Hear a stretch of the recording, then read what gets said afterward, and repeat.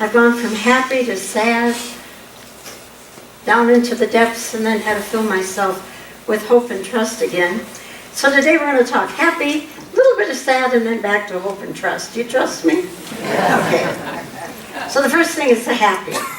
At the board meeting the other night, the board approved tomorrow as an official holiday here at Unity. The church office will be closed, and I'm very happy about that. The Course in Miracle group, or the Cross in Love group, will still meet because Martin Luther King would have wanted anything about love to keep going. Not that my office is not of love, but I will be very much in a high state of love, Athena. Then I went into some sadness this week that racism has become fashionable again, especially the recent mocking and rudeness with the Native American Nathan Phillips, and I became very sad about that. And all the 60s and the 70s came back to haunt me. And I thought, well, you know, if Martin Luther King were still here this morning, and if he were giving the message, which would be a lot better than the one I'm about to give, I'm sure, but if he were giving the message, he would give a message of hope and trust. He'd been to that mountaintop experience, and he'd seen what could be. He'd seen what will be, and he planted the seeds in us, and now it's up to us to finish what he started. And it's a journey. The final message before he died, and I've been watching many of his speeches again and again this week. You can see it in his eyes as he's talking about, I've been to the mountain. He knew he was going to die. He'd been threatened and told often enough. There were warnings that it wouldn't be long. And even when he walked through the valley of the shadow of death, he did not give in to fear. He stayed in that mountain of a higher consciousness. And he saw the end of racism, of a time when we would live in harmony and oneness. And I don't know how high he had to climb on what mountain and how far ahead he had to see before he saw it. But I hold to that vision with him today, and I know you all are joining me in holding that vision of oneness and unity. And then, of course, in unity, we know we always have to come into our own. We always have to look at our own struggle to stay in that mountaintop and not get pulled back into the dramas of the earthly plane. And to trust our union with God and never giving up hope, no matter what is going on with any of us. And the whole universe supports our healing. The whole universe is supporting our human evolution. We are drawn higher and higher. And right now, even the alignment of the planets are supporting, because we're all getting triggered. And where it sounds like it's awful, we're being forced to go deeper and to look at these issues and face them and heal them and lift up to a higher place. Have you noticed the energy's been crazy this last week or so? And I like to blame astrology because I don't want to look at my own stuff.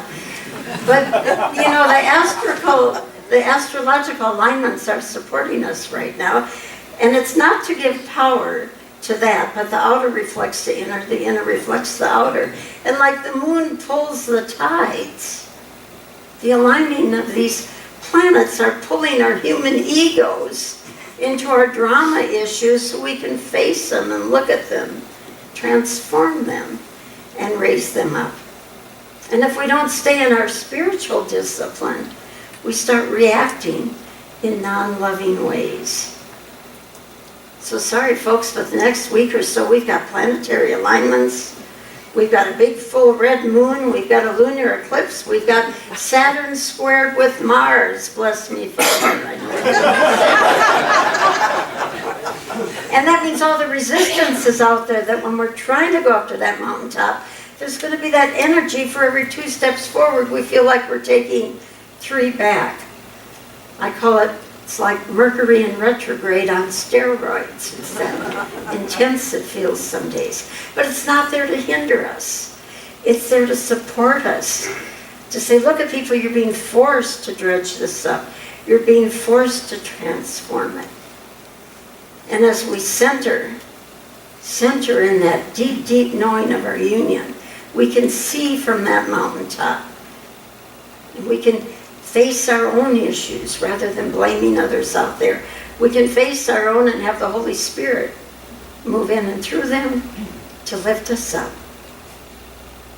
And some days I feel like a mother. I want to tell you all to go to your room, the angel room, and pray and meditate with me. I'm in there with you until we all get back up there again.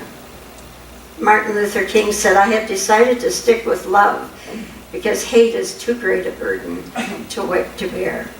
And more than ever, we need that in the world now. I even went back to what Ken Carey, who was another great author and spiritual leader back in those days, he called it going to the garden of conscious presence. I love that term, the garden of conscious presence.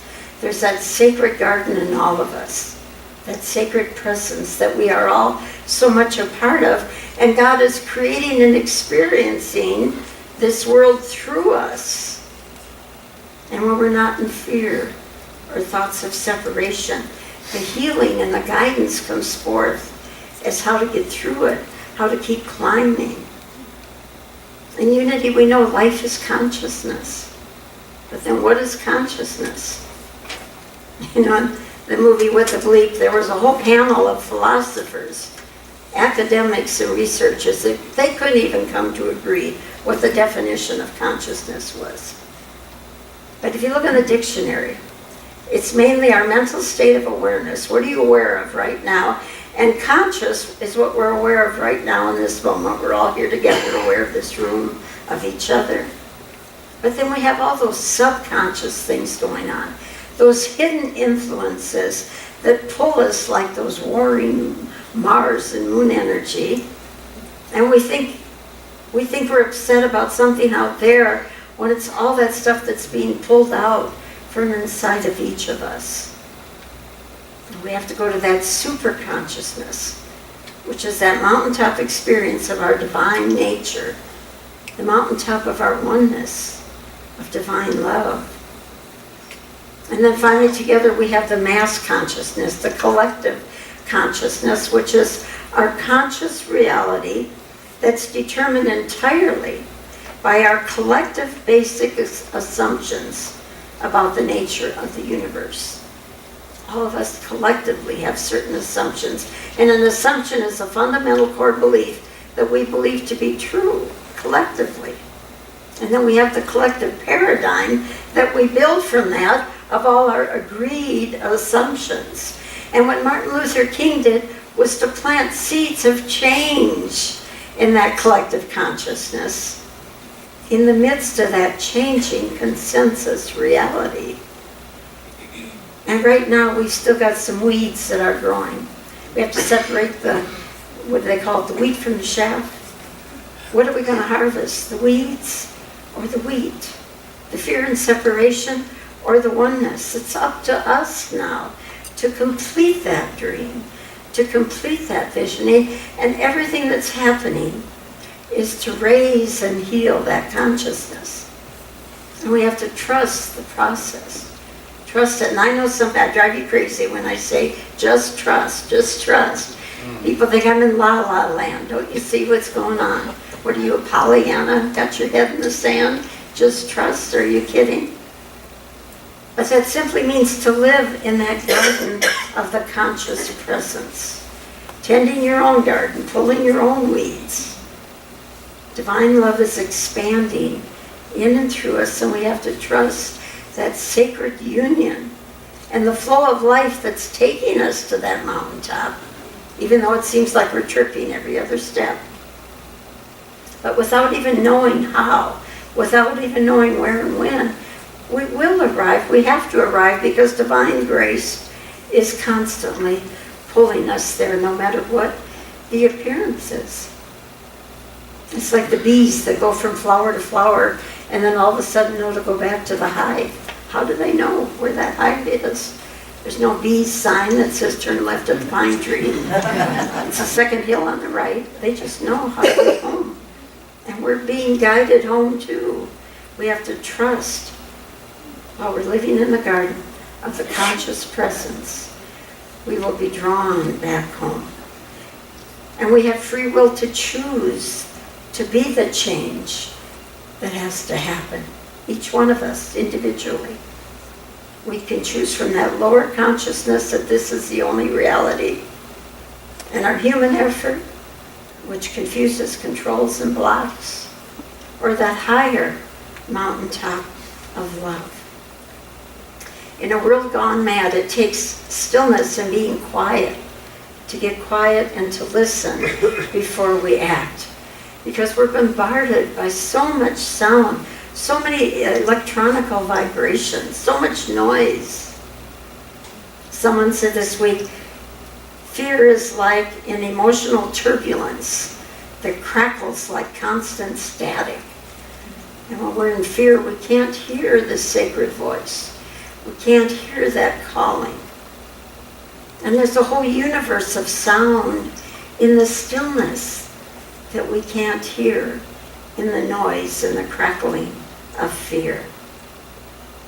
You know, I read a great story one time that scientists have discovered that there's a noise that snowflakes make when they land on water. And it's like the wail of a coyote. The sound reaches such a climax, and then it fades away, all in about a 1/10 of a second. And they noticed it when they were using sonar to track migrating salmon in Alaska. And the snowflakes made so much noise, believe it or not, that it masked the signals of the fish, and the experiment had to be aborted. The flake floats on water, and there's a little sound below, but as soon as it starts to melt, water is sucked up by capillary action, and they figure that the air bubbles are released from the snowflakes, and they're trapped by the rising water. And each of these bubbles vibrates as it struggles to reach equilibrium with its surroundings and sends out waves, a cry so small and so high that the human ear cannot hear it. Isn't that fascinating? The Gemini in me loves these little trivia tidbits.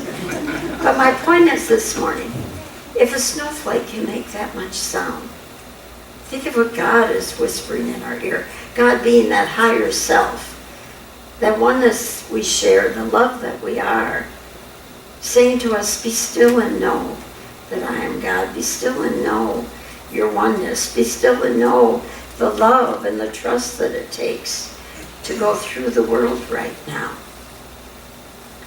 And as a collective, we aren't able to jump the gorge all. And, it's like we have to either jump or not jump.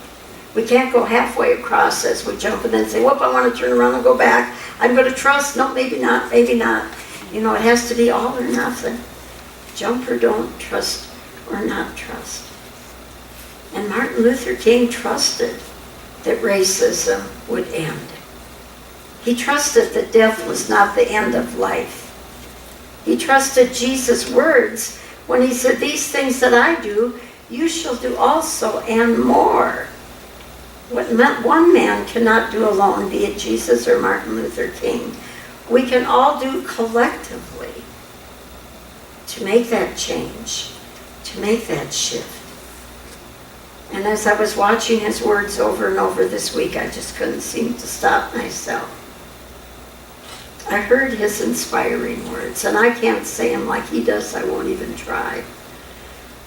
But that last speech, when he knew he was going to be taken out, he said to everyone, well, I don't know what will happen now. We've got some difficult days ahead. But it really doesn't matter with me now because I've been to the mountaintop, and I don't mind. Like everybody, I'd like to live a long life. Longevity has its place. But I'm not concerned about that now. I just want to do God's will. And he's allowed me to go up to the mountain, and I've looked over, and I've seen the promised land. I may not get there with you, but I want you to know that tonight, that as we as a people will get to the promised land. And then he went on to say, and I'm so happy tonight. I'm not worried about anything. I'm not fearing any man. Mine eyes have seen the glory of the coming of the Lord. And then he died. But he died with that hope and trust that that dream, that vision was there. And what one man could not do alone, Jesus or Martin Luther King or any of the great pastors, what one cannot do alone, collectively, we can make it to that promised land. Collectively, we can heal this world of separation and awaken to the unity and the oneness and the love and the harmony.